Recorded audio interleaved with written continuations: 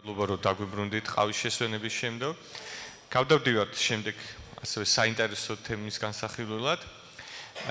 მოკლედ გეტყვით, რომ მე გახლავართ მამუკა ანტღულაძე, რომელიც წარუძღვები აღნიშნულ სესიას.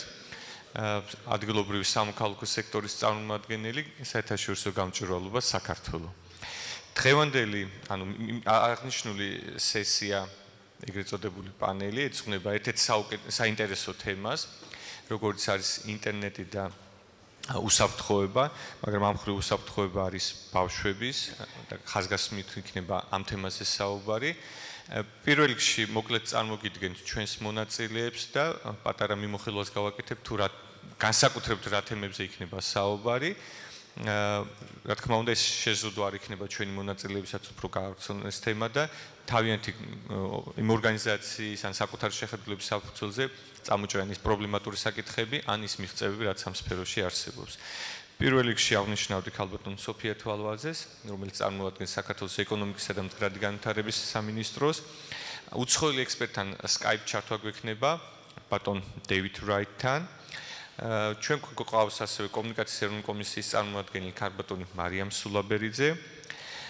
ასევე არის ევროპის საბჭოს ექსპერტი ქალბატონი მარია ანდრეევა. ევროპის საბჭო როგორც ყოველთვის აგრძელებს ეროვნული ფორუმის მხარდაჭერას, ყვეწლებია.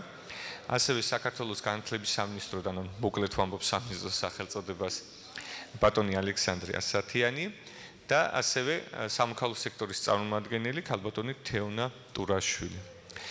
ინტერნეტზე წვდომა, ინტერნეტის გავრცელება ერთ-ერთი მნიშვნელოვანი საკითხია. სექტორი, ანუ სამოქალაქო სექტორი იქნება თუ საზოგადოების სოციალური ჯგუფის ნებისმიერ წარმომადგენლებისათვის, ასევე ბავშვისათვისაც არის მნიშვნელოვანი აღნიშნულ საკითხზე საუბარი და დისკუსიის წარმართვა, მაგრამ არსებობს ერთის მხრივ თქვათ ის დადებითი შედეგი, რომელიც შეიძლება იყოს თქვათ ბავშვების ინტერნეტის მოხმარებასთან დაკავშირებით, მაგრამ აქ ძალიან მნიშვნელოვანია ის საფრთხეების გათვალისწინება, რომელსაც თან ახლავს. ანუ ყოველთვის და ყველაფერში უნდა იყოს პროპორციულობა გათვალისწინებული, ბავშვის ასაკიდან გამომდინარე, ბავშვის განვითარებიდან გამომდინარე და ასე შემდეგ. მე რამდენადაც ვიცი, ჩვენს ქვეყანაში არსებობს მთელი რიგი პროცესები ამ მიმართულებით, რომ კანონპროექტებიც მუშავდება და ერთ-ერთი ბოლო ვერსია არის რაღაცა სხვადასხვა მიმართულებით, სხვადასხვა სამინისტრო იყო წამყვანი, მაგრამ ამაზე თქვათ შესაბამისი ადამიანები საუბრებენ, მაგრამ მნიშვნელოვანია, როგორც ნებისმიერ საკითხის რეგულაციის დროს იყოს გათვალისწინებული ეგრეთ წოდებული ოქროს შუალედი, პროპორციულობის პრინციპი, რომ არ მოხდეს ერთის მხრივ კარგი იდეის ამოფარებით ან კარგი იდეის სახელით იმაზე მეტი რეგულაციის და შეზღუდვის შემოტანა, რომელიც აუცილებელია. მაგრამ ფაქტიც არის ის, რომ თავისუფალი დინებაზე მიყოლა, რომ ბავშვების ინტერნეტის დომასთან დაკავშირებით და ის მასალა, რომელიც შეიძლება განთავსდეს და ხელმისაწვდომი იყოს ბავშვებისთვის თავისუფლად ინტერნეტში, ესეც არ შეიძლება. ეს არ არის მარტივი საკითხი, ეს უცხოელი ექსპერტიც ისაუბრებს აღნიშნულ თემასთან დაკავშირებით, რომელიც ჩვენსაც მნიშვნელოვანი იქნება გასათვალისწინებლად, მაგრამ ასევე იმავდროულად ადგილობრივი კონტექსტი და ადგილობრივი რეალობაც. პირველ რიგში მე ქალბატონ სოფია თვალვაძეს ხო რამოდენიმე სიტყვით ისაუბროს და შემდეგ ბატონი დეივიდ რაიტი იქნება ჩართვას. დიდი მადლობა მამუკა, მოგესალმებით ქალბატონებო. რა თქმა უნდა, ინტერნეტ უსაფრთხოება არის თანამედროვე საზოგადოების მნიშვნელოვანი გამოწვევა, რომელსაც დღეს დილასაც ითქვა განათლების სამინისტროს წარმომადგენლის მიერ, განსაკუთრებით ახალგაზრდა თაობისთვის, როდესაც მათ არათუ ინტერნეტ სივრცეში, არამედ რეალურ ცხოვრებაშიც კი უჭირთ გარკვეული საფრთხეების შემჩნევა, ასე ვთქვათ. აქედან გამომდინარე, ეკონომიკისა და მდგრადი განვითარების სამინისტრო თანამშრომლობს ITU-სთან, ანუ საერთაშორისო სატელეკომუნიკაციო კავშირთან, ეროვნული ონლაინ უსაფრთხოების სტრატეგიის შემუშავებაზე, რასთან დაკავშირებითაც მიმდინარე წლის ოქტომბერში ექსპერტები იყვნენ საქართველოში, რომლებიც შეხვდნენ ყველა დაინტერესებულ უწყებას, მათ შორის სახელმწიფო უწყებებს, არასამთავრობო ორგანიზაციებს, აკადემიურ სექტორს, მათ შორის მათ შეხვედრა ჰქონდათ სკოლებთან და თვითონ მოსწავლეებთან, რომ პირადად მათგანვე გაეგოთ არსებული მდგომარეობა საქართველოში მიმდინარე პროცესებთან დაკავშირებით. ამასთან დაკავშირებით მზადდება ახლა მათი ანგარიში, რომელსაც ძალიან ახლო მომავალში წარმოგვიდგენენ, რაზე დაფუძნებითაც შემდეგ უკვე შემუშავდება ეროვნული სტრატეგია და ყველა დაინტერესებულ მხარეს აქ მყოფსაც, რა თქმა უნდა, მოგიტოდებთ, რომ აქტიურად ჩაერთოთ ამ პროცესებში და დიდი მადლობა ისედაც თანამშრომლობისთვის. მადლობთ. შემდეგ სიტყვა მინდა გადავცეთ თვითონ ბატონ დევიდ რა.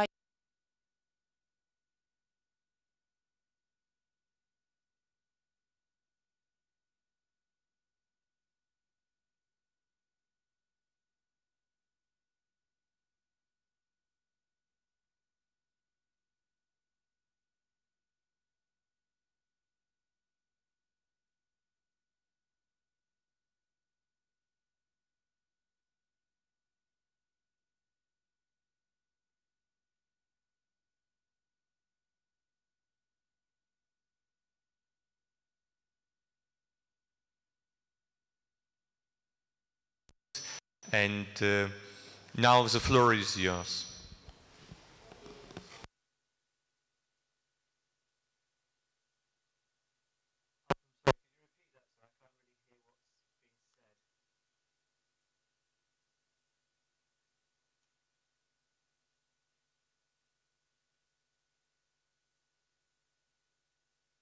So we are now in this session discussing the safety of internet for children. We already made a short introduction of our of the participants of the panel. Now it's the floor is yours. Please make a short intervention to the discussion.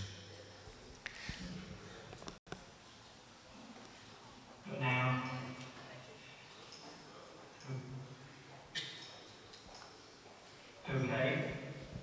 I'm hoping everyone can hear me okay, and also can see the set of slides.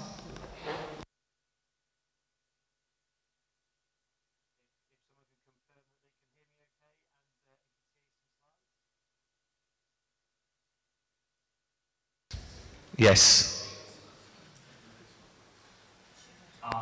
Carry on and hope that that is.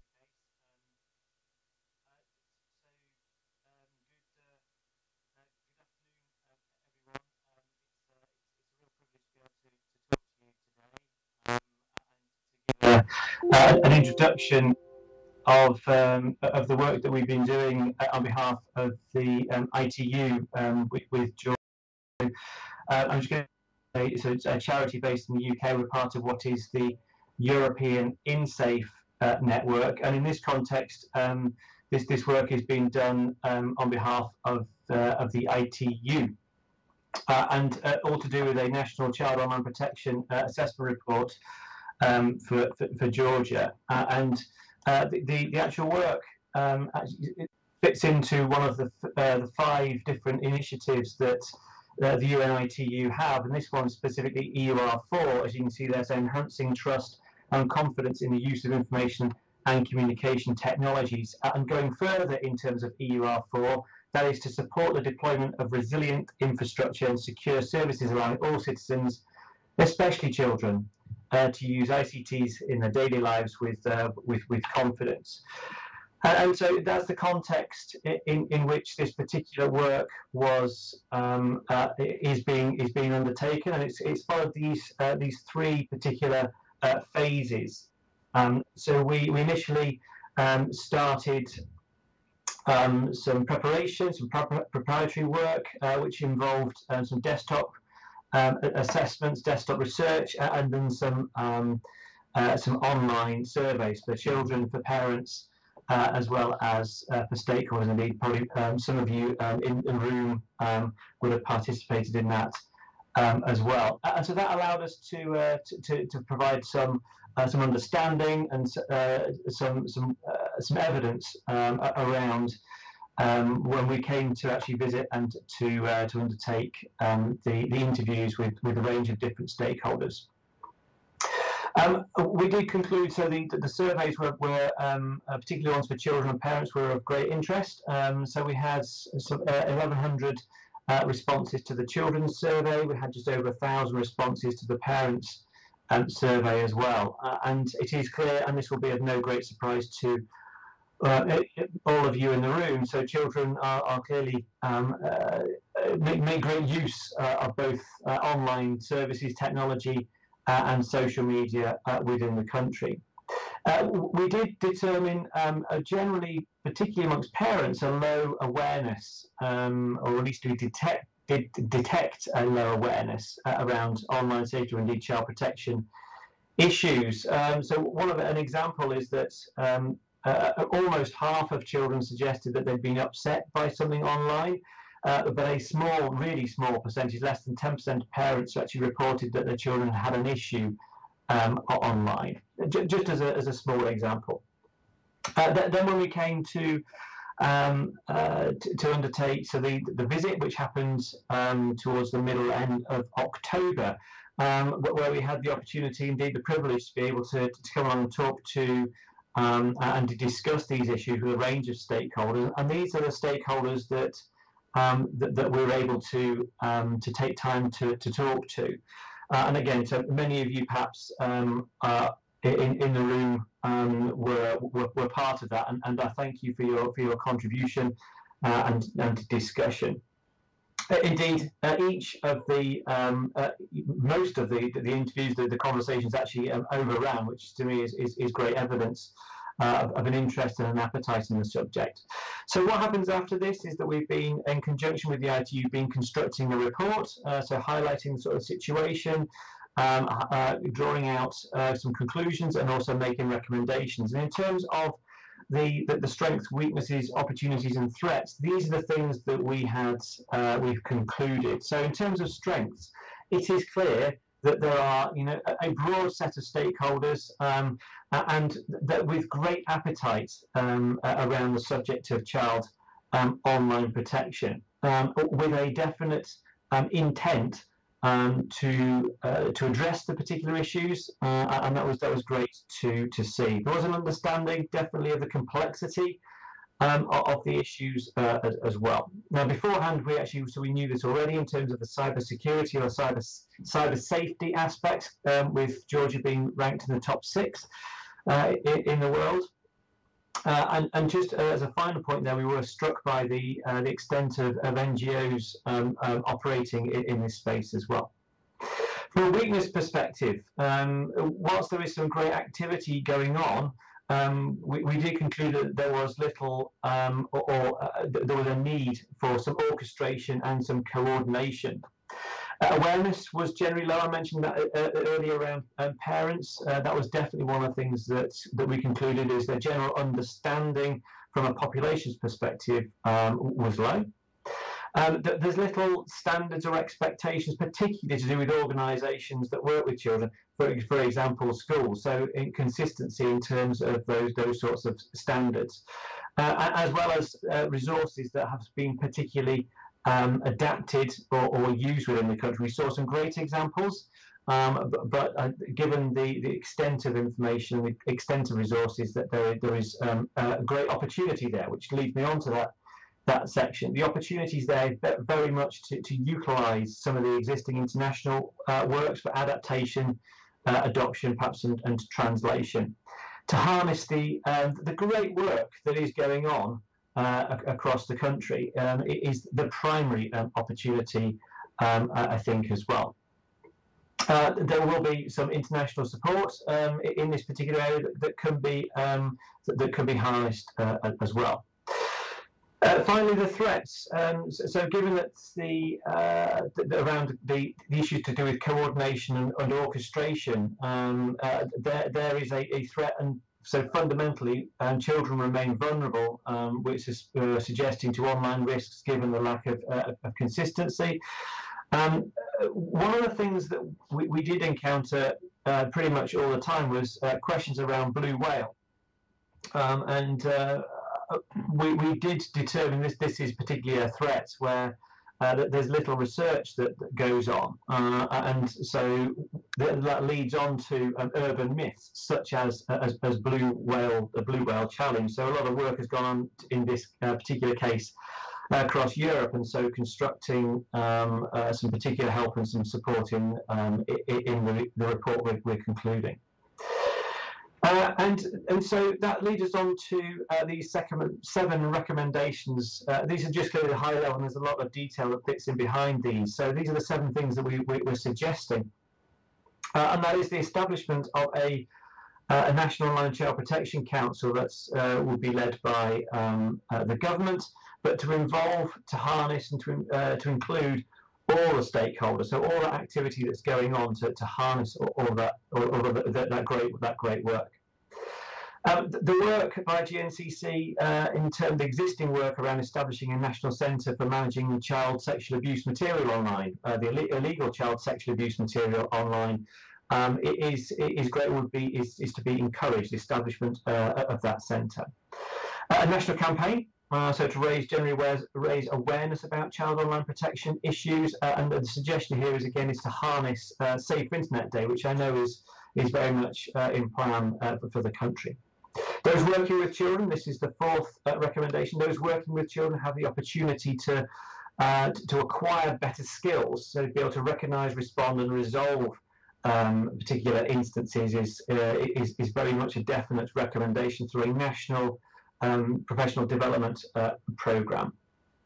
And for the newly formed council to publish a national strategy around child online protection and a subsequent action plan as well.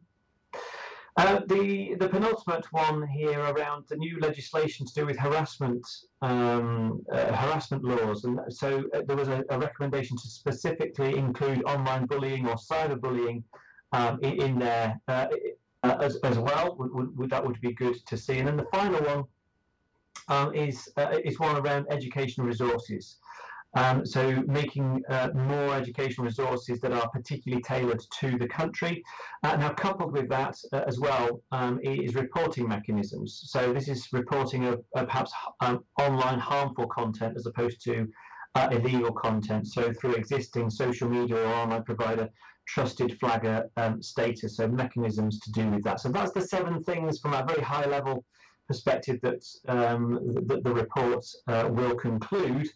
And then the ongoing work then continues around implementation of those recommendations. So in very broad summary terms, that's the kind of highlight of the report of the work that's gone on in support of the country, and the report that is in draft form and to be shared. I hope that's been helpful to provide some context for this particular session in the day. And if there are any questions, then there's contact details, as you can see here, for the ITU European office, and under which this particular work is being undertaken. Thank you very much. Thank you very much. Button David, რა თქმა უნდა ძალიან დიდი მადლობა რომ Thank you, Mr. David.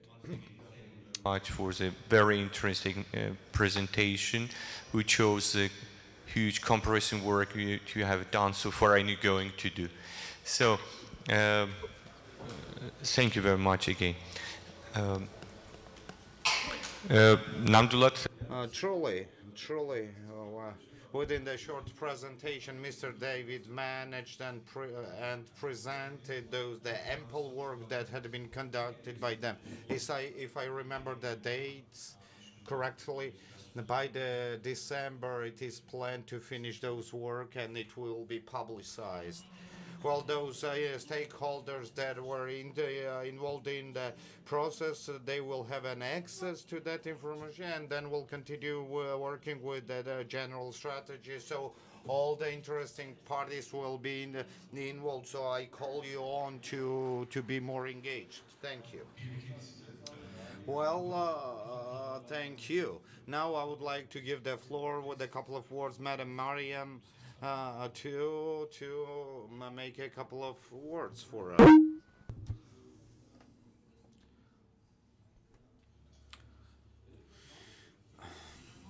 Good afternoon. Thank you, Mamuka. Well, it is very interesting session, and truly I'm very glad that today at this session we have so many agency representatives and we're harshly discussing this topic. So the few years ago when we started IGF, it was less important, seemed like that at least. So, and today we have many interesting parties to make important steps forward. So the juvenile, to prevent the juveniles from the negative influences. Also, it is important to mention that Madam Irina mentioned from the Ministry of Education access to the technologies and its efficiency, what fruit we might receive. It's not less, let's say, the comprehensive yet. So now I would like to present the vision of our commission and a commission as like in most countries of the European countries, they are biased to the increase of awareness and education. This direction is most important and the priority for us to prevent the juveniles from the negative influence, and it is important to increase their knowledge and literacy and awareness. So it also I should mention that in the Commission we create the Department of the Media Literacy, and the function of it is to prevent the negative influence over the juveniles. So the function of it to elaborate different projects that will be aimed to education, increase of awareness, and so on. So we're talking about many projects. I won't stop at a certain project. We will have the separate presentation. It will be fun for them and cognitive. So main direction will be for their raise of awareness and literacy. Also, the Water Commission studies the experience of our European counterparts and within the approximation and the friendship of with this organization. So we have the project of the prevention of the negative influence for the juveniles. We studied this situation with our German and Lithuanian counterparts. We elaborated the steps that we need to take to make it more accessible, to make it to have the more safe internet access. And important is to mention that we should have the hotline to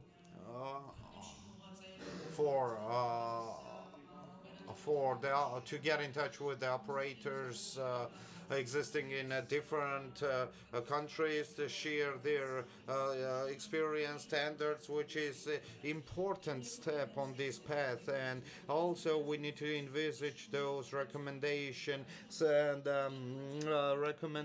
and experience that is elaborated by this commission, and it already has been written out how we need to prevent the juveniles, to prevent from the negative influence. And we believe that until we make some important steps forward, we need to share this experience, study those topics, and to walk on this path. First of all, we need to increase literacy and awareness, and then share that positive experience that already exists and adapted in different European countries. Thank you very much, Madam Mariam. Truly, a few years ago when we conducted the forum on the second day, they just highlighted within a couple of minutes regarding this safe internet for juveniles, or the teenagers, if you will. So it will regarding the European experience. It would be interesting to ask the Madam Maria that represented here. It's a European Council representative here in Georgia.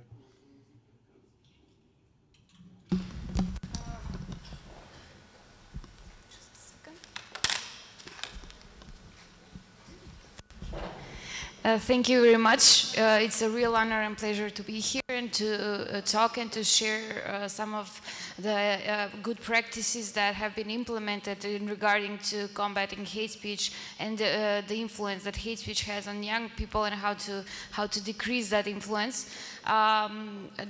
Although it's really nice to see how internet has been this global, that it's so more accessible to young people, but on the other hand we also have to ensure that it's safe for young people, because young people statistically spend most of their time online. They're more or less all the time online. They're always connected, they're always scrolling through their feeds, checking their social media platform and all of other internet platforms that exist. And how much the time passes and the internet develops, we see that hate speech has become more and more viral, and the attacks, cyberbullying is also very present, and this is a really serious issue that needs to be tackled.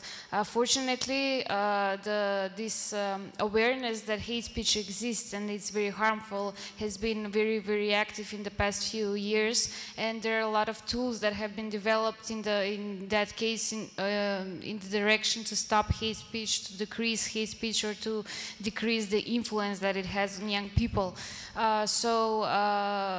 For example, in Macedonia, there were hate speech is also very, very present and it's very hard to combat hate speech. But what was very important in the combat against hate speech, there are two components. The first one is raising awareness that this happens, and to raise awareness among the public that this is a serious issue, not to be disregarded so easily. So there were a lot of activities that were done that involved the media, also educating the media first on what hate speech is. So there were a lot of trainings and workshops with representatives of the media to help to know what hate speech is and how hate speech online operates. And also, on the other hand, there were, and in that way, to make the media a partner in the fight against hate speech online. Another thing that was done were a lot of activities with young people, going to schools, presenting what hate speech is, how can they protect themselves, especially young high school students, and a lot of organizations were doing this together with the Agency for Protection of Personal Data. So they did this. The thing in collaboration with the teachers and the students, and they did this thing where they did these activities together, and in that way the teachers are also more informed about what hate speech is and how can they monitor, and or at least if they recognize something, how to react and how to handle these issues with the students, because they are very vulnerable at those age. And then also one organization also developed an application, because of course applications are very in and young people always download applications. So one organization did an application called Don't Hate, which was an application that had all of the necessary information, literature, the laws and everything else, events that were happening concerning hate speech, and if you can download it and see it, you can access everything that you would like to see. Also, what was mostly, I think that in Macedonia, what was mostly targeted was the educational activities, because we discovered that the best way to decrease hate speech is educating young people on what hate speech is and how can they combat it. So educational activities and as prevention are the most effective method to raise a generation that will fight hate speech and decrease hate speech. So in that sense, very helpful tools for fighting hate speech online are the bookmarks and the weekend manuals that were produced by Council of Europe, as in direction of also human rights education, but they're also very useful for combating hate speech. So these tools that are being used are non-formal education, and they're also very good in targeting young people, especially how to recognize hate speech, how to react, and how to reach out if they need any help. Also, another good way to combating hate speech is by creating counter or alternative narratives to the hate speech, creating campaigns that will directly target hate speech online and all of the hurtful common hate speech sayings and what is commonly used online, to create an alternative narratives that will counter, and that in that way it can help young people to identify with something other than hate speech narratives. So the time is very short. They're very useful tools, but these are, I think, the most effective, and that has been proved to be the most successful so far but of course there's still a lot to do. There's a lot of things to be done, but educating young people and raising awareness, doing interesting youthful events to reach out to them are the best way how to combat hate speech. Thank you very much.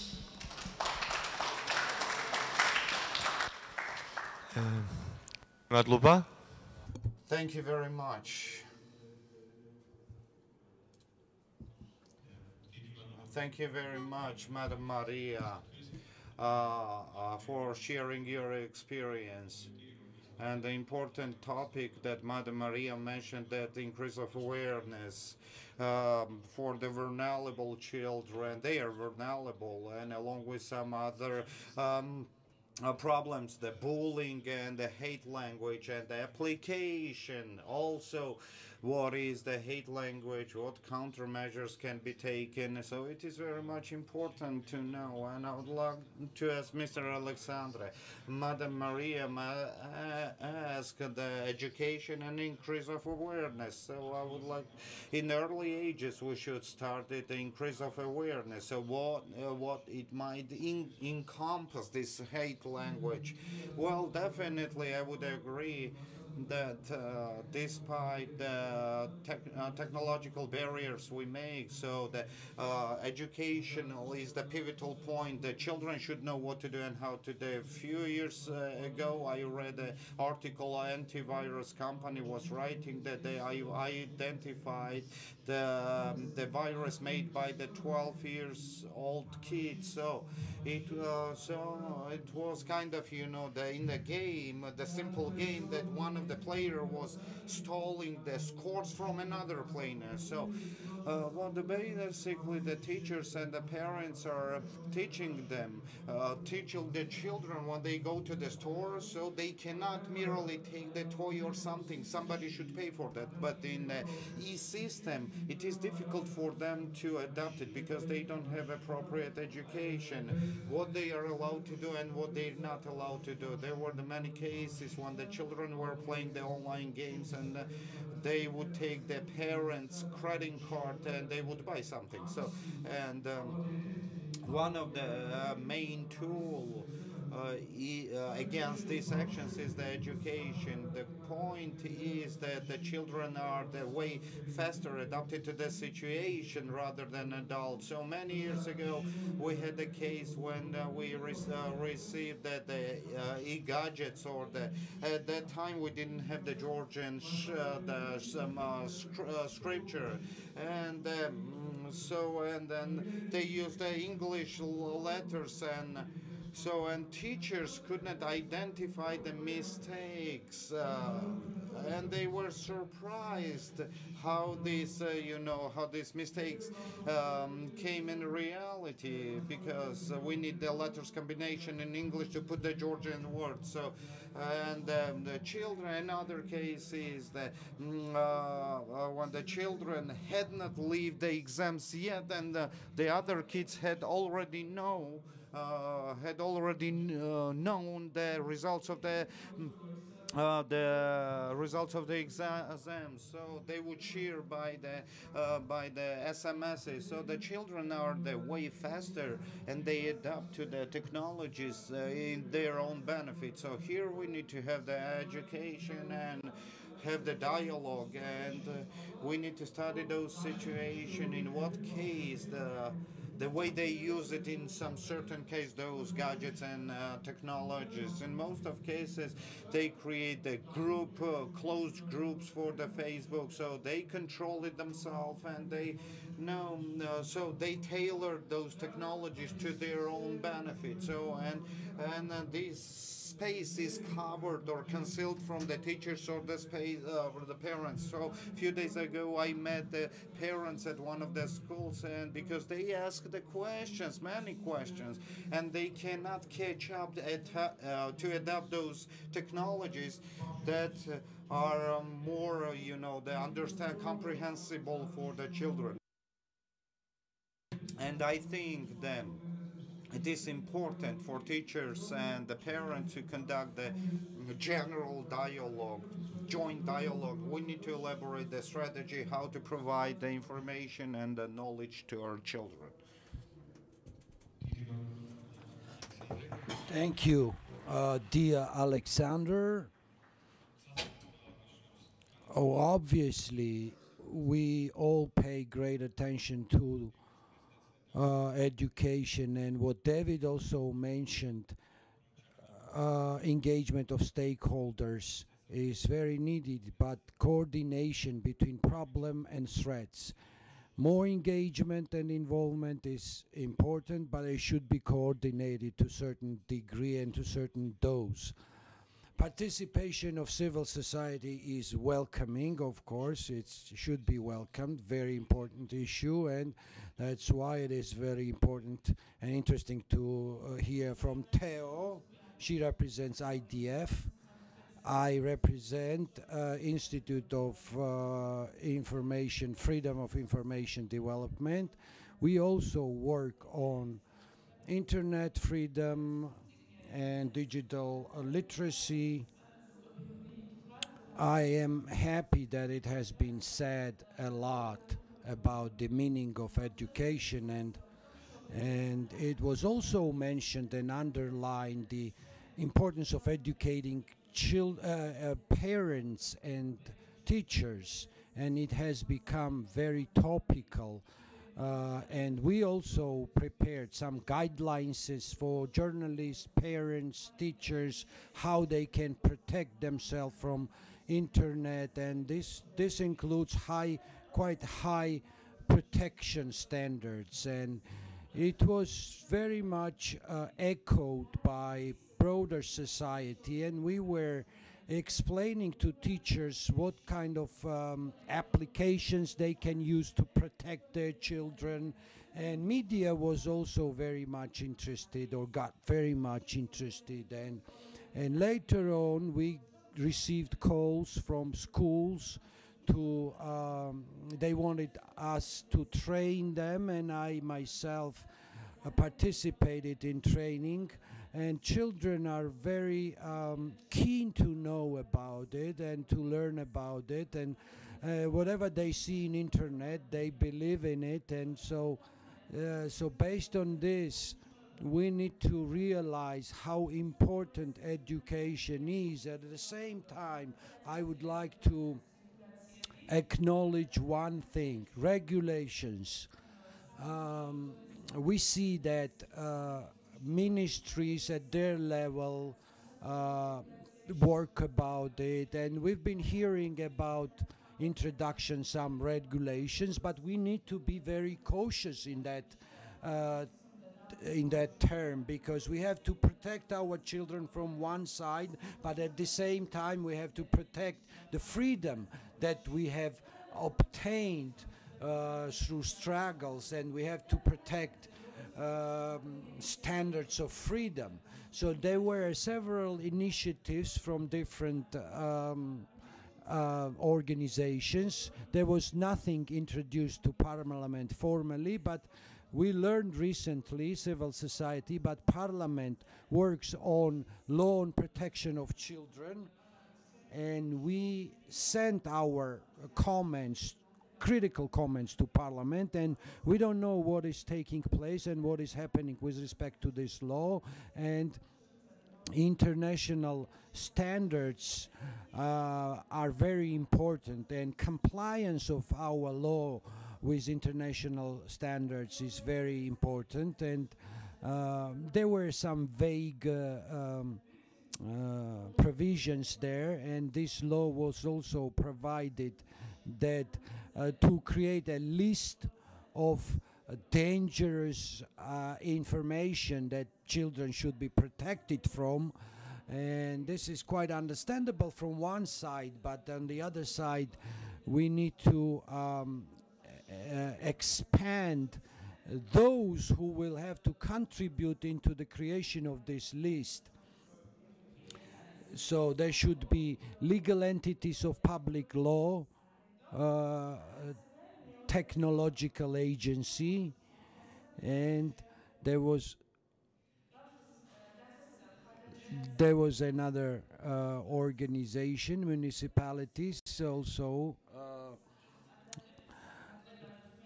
and this was not in compliance with standards of European Council of Europe. There should be judicial oversight over that also, and there should be mechanisms of that, and there should not be administrative punishment imposed on that. And these two agencies that I mentioned, they're not independent. So as for limitation or blocking the internet content, I need to talk, I would say that if there is a criminal offense, then we have this in our criminal code. And as for there might be some issues that are not criminal, but again, we need to also engage and leave this for communication between internet provider and user should decide whether or not this information is containing any threat to them or to their children. And then just to if something of that nature is concerning, then the Georgian National Communication Commission will take part.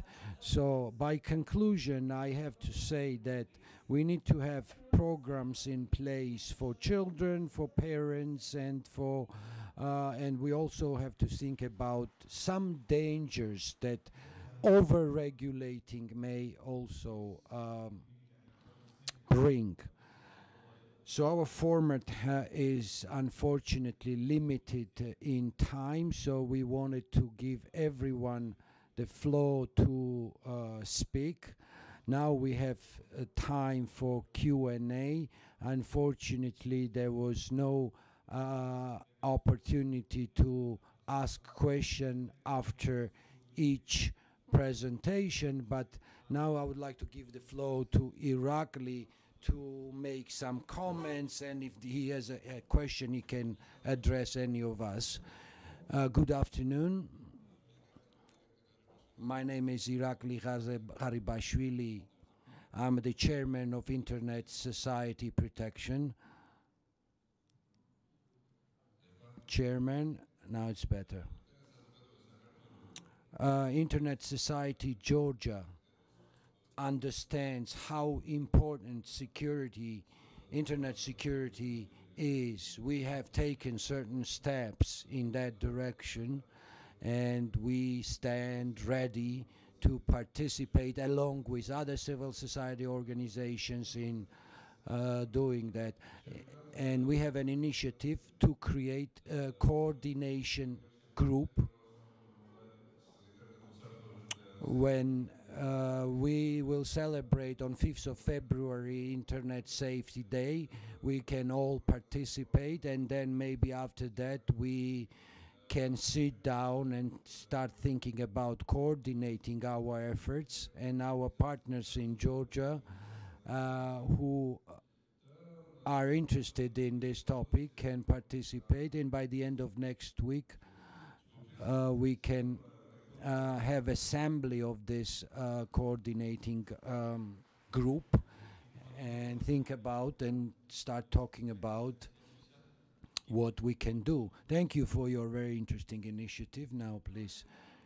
Thank you for your interesting information. I wonder, when have you started working on this topic, and when do you expect any outcome, in which years, so that we can say that initiative had proved to be right? And with respect to awareness raising, I wonder in this connection, how do you envisage or plan to work on awareness raising? Do you plan to do something in schools, or include this in manuals, or do some trainings, or covering entire Georgia by training, especially in mountainous regions, is going to be very costly and technically very difficult.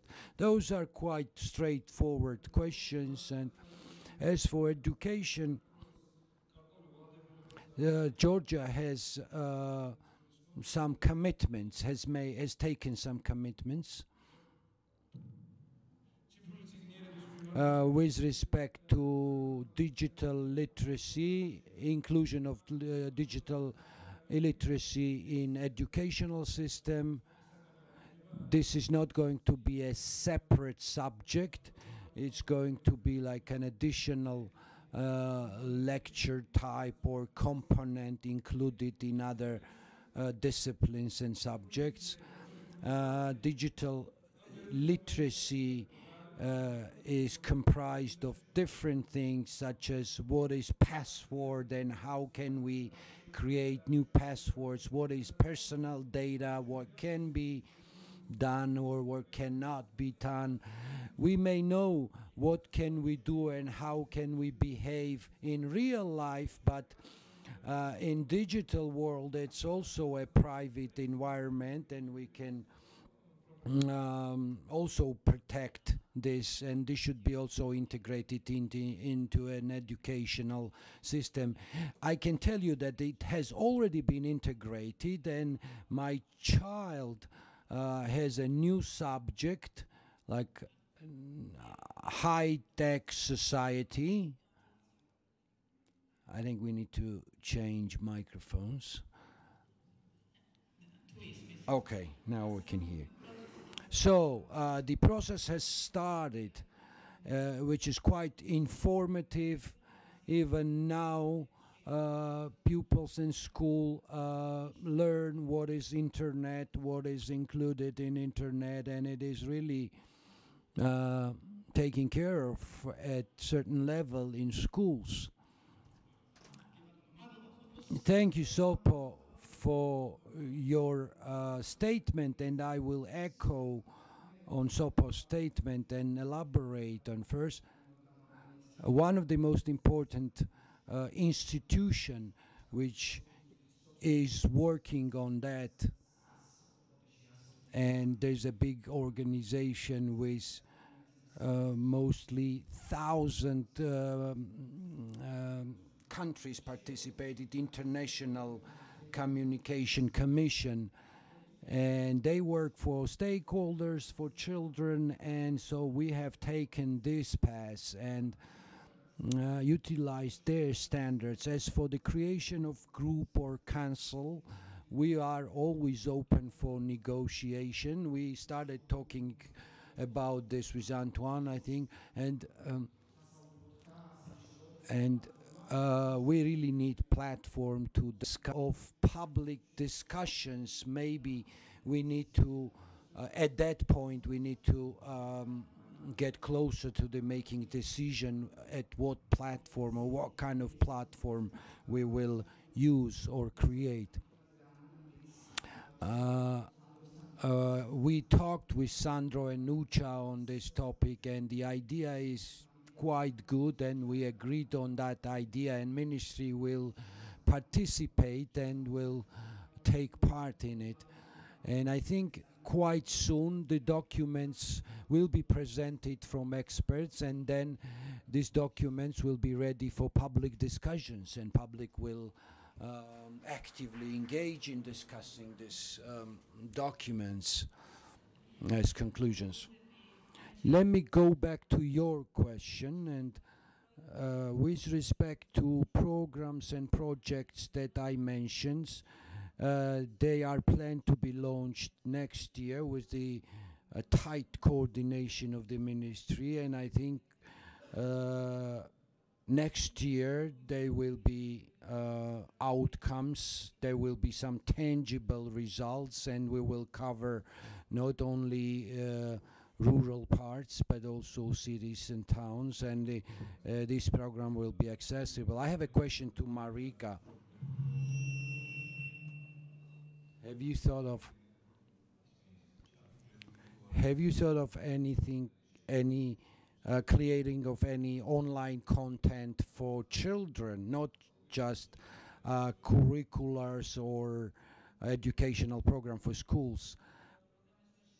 I cannot speak of any specific program, but at the ideal level, I am aware of your program, and if you have any idea, we are open to engage as many people as possible. Good afternoon, Rusudana Satyani, the president of Library Association. First of all, I would like to thank you all very much for such a very interesting information. I would like to specifically thank Irakli Garibashvili for his idea, and we will engage in this platform with pleasure. I have a question. Our organization has been working on internetization of village libraries, and I'm going to make a presentation on that topic during the next session, and it has created many problems with respect to security. I apologize for straightforward example. We installed Wi-Fi, internet, and then parents demanded Wi-Fi to be cut off because children may see something that they don't want them to see, and so we had to struggle, and so based on our own initiative we conduct certain trainings. And if you can also engage us, libraries, in your training sessions, we will very much appreciate that. And we unfortunately, like I mentioned, we had to shut down one of the Wi-Fis, and it would be good if you cover public libraries along with schools.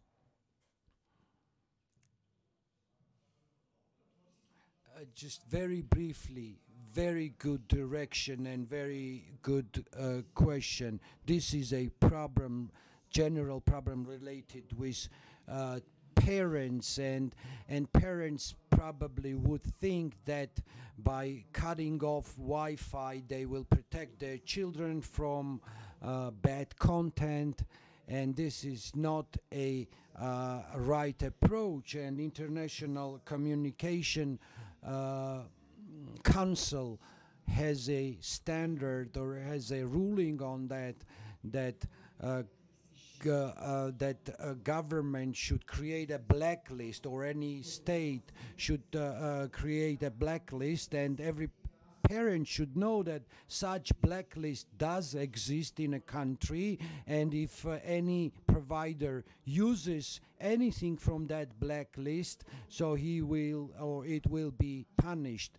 And if something like that does exist, then there will be some consequences, but we cannot, of course, stop internetization, and well, our main standard is to have accessibility, but when we have blacklist, then probably teachers, parents will know that their children are protected to a certain degree, and so there will be no more demand to shut down any Wi-Fi internet provided.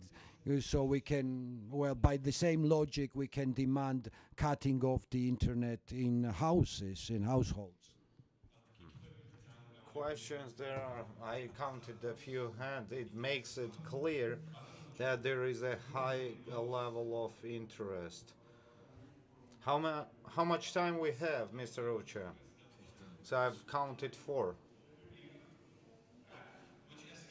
Let's do so. Mr. Dimitri is waiting for us for a long time. Our counterpart on back rows, their representatives. So, and unfortunately, we cannot take more questions. But afterwards lunch, we can continue. Thank you very much for invitation. I welcome our international guests. I would like to take this opportunity to congratulate you on with a Happy New Year and a Christmas. Wish you the peaceful and fruitful year. Well, I hear that many times regarding the safe internet, and I represent the Georgian parliament, and we started working on our discussion regarding the security, the providers, stakeholders, experts, and some other parties were involved regarding the safe internet, because we saw the risks were increasing in the internet. And well, access to the internet is also good, and the age went down for the customers. But there can be the information that might contain the threat for the kids and teenagers, because their psychosystem is in the progress of the development, and there are the informations. We allocated some risk, this content and the contact risks. And there are numerous porno sites, also the children pornography, and teenagers. Let's say that it is the high due to they are watching those porno dependency, and those youngsters are watching those porno sites. So also should mention there are the many cases of the false transaction, network games that might drive us to the unwilling results. Has not been identified, but to study, and I think that these risks had been approved regarding the suicide cases. Also, there are the private information and protection risks of the private information when the violence used the information of the victims against them, and they push them to commit let's say the behavior in favor of the violence. So we started working on this. It took us a little more time rather than we needed, but currently Parliament has developed a draft law, and I would like to specify. You were talking about the children's codes or juveniles codes, so and we will amend some of the interest as in two committee hearing. You're more than welcome to attend it, and out of the committee hearing, our door is open and we can discuss those topics. And the draft law means that to increase the awareness at the legislative level, at the hierarchy level. We had this idea, and it remains as the idea that to have the hotline mode and current world, the modern world, and Europe, it's unimaginable without internet. But we should have the filtration system. We should start with the education, increase of the awareness, and we should not be afraid of the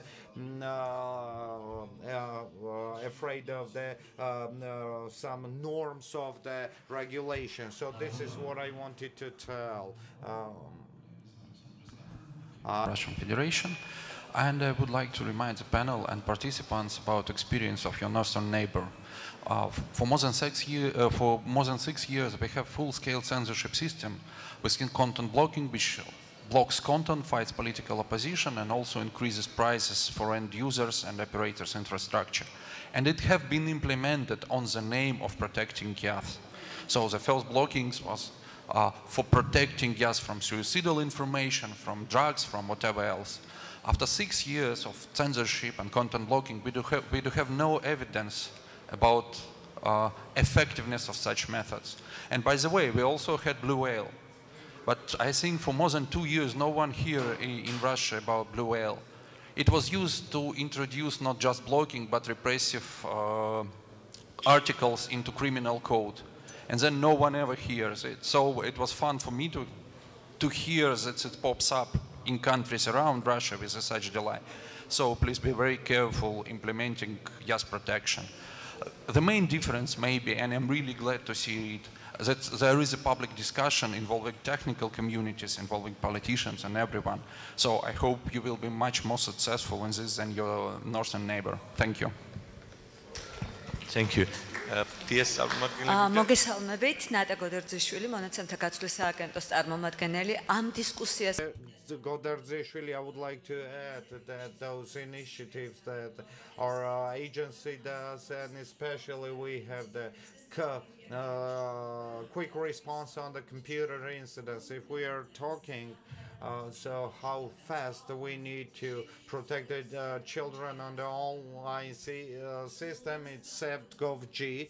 So in 24/7 they respond on the cyber incidents. You can address us, and until it turns into the cyber crime, we can reflect on it or respond on it. So a part of this, GovG provides you numerous technical services, how we need safety nets, how to use it in families and schools. So this our service. There are some other services. Also, we were discussing the necessities of the conducting the training along with the libraries. Also, on the basis of incident analysis, we allocated 12 important topics that becomes more and more important, and it's widespread here: phishing and spamming, the false, let's say, the passwords, and we have the contacts. We have the references, we have it online, and we also conduct training for trainings, and we can provide those services all stakeholders, whether it be training center, the schools, and whether it be the private or the state organization. Thank you. So it's maybe a rhetoric question. We have a generation. Our kids are now teaching their parents. First generation, which we have. Do you believe that it's possible to provide any protection from parents if parents are learning how to work with the internet from their kids? It's a rhetoric question, but let us think about that.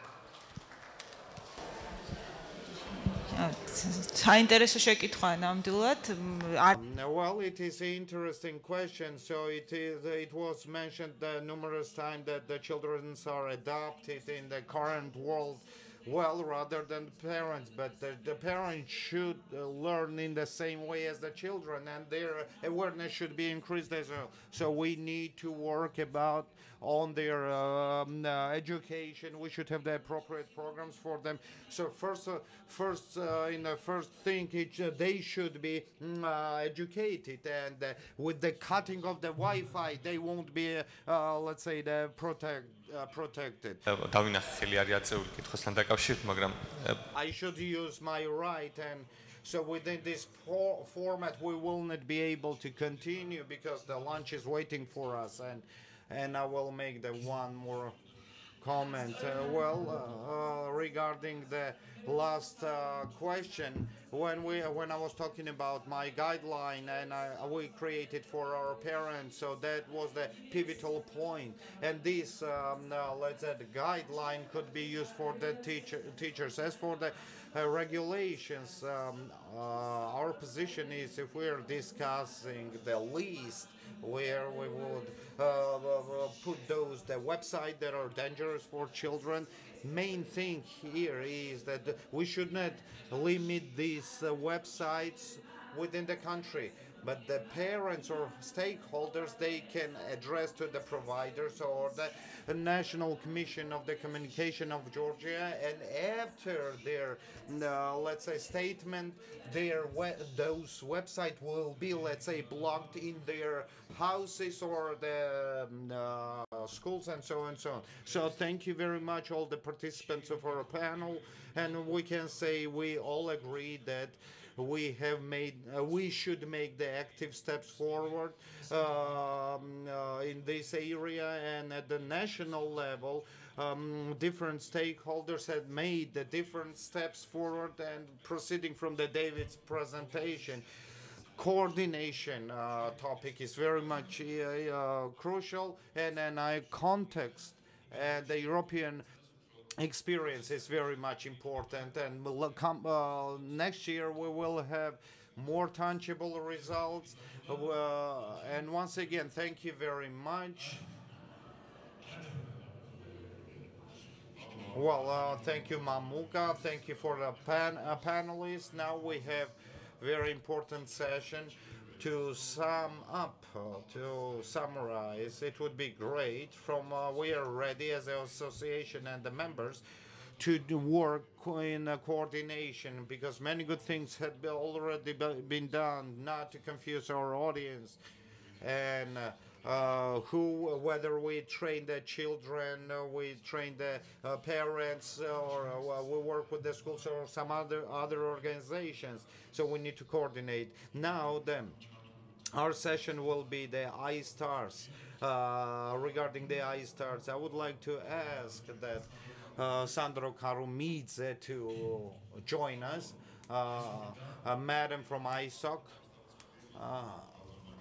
Thank you very much, Madam Marika.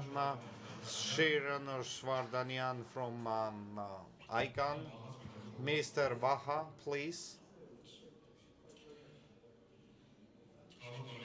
Madam Liana.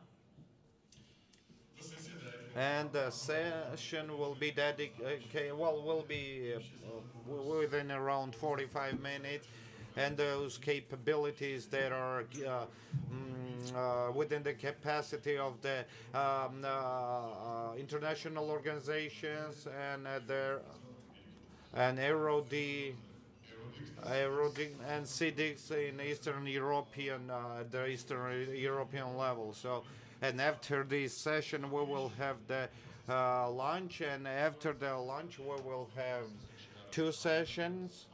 So in agenda, what we have, they will have, it will stay here, and the parallel session will be in the next hall where we sign the memorandum. So, Mr. Sandro, please.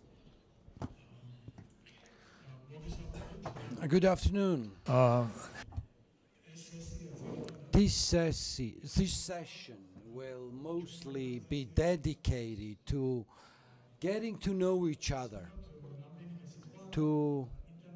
I would like to tell you a few words about Internet Society. This is an organization which was founded back 30 years back in United States,